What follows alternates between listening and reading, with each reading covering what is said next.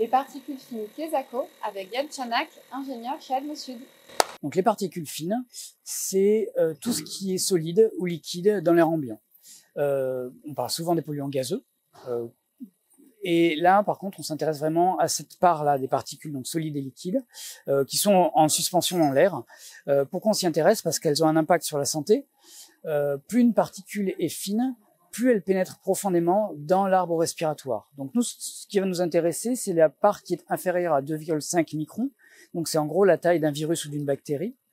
Et en dessous de 10 microns, ça va pénétrer dans les voies respiratoires supérieures. En dessous de 2,5 microns dans les poumons, vers 1 micron dans les alvéoles pulmonaires, et en dessous, ça peut même pénétrer dans le sang avec des impacts sur le système cardiovasculaire.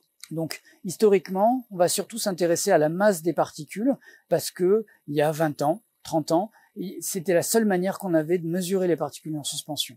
Avec l'amélioration des techniques et l'amélioration des connaissances, on va s'intéresser à aller regarder les particules en plus sur d'autres axes.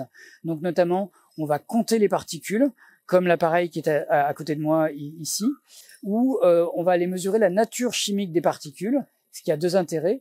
Ça va d'abord nous renseigner sur la source de la particule, qu'est-ce qui a émis cette particule, et aussi également avoir un lien plus précis avec l'impact sur la santé que peuvent avoir ces particules en fonction de sa nature chimique. Maintenant, vous savez tout, ou presque, sur les particules fines. Merci Yann. Avec plaisir.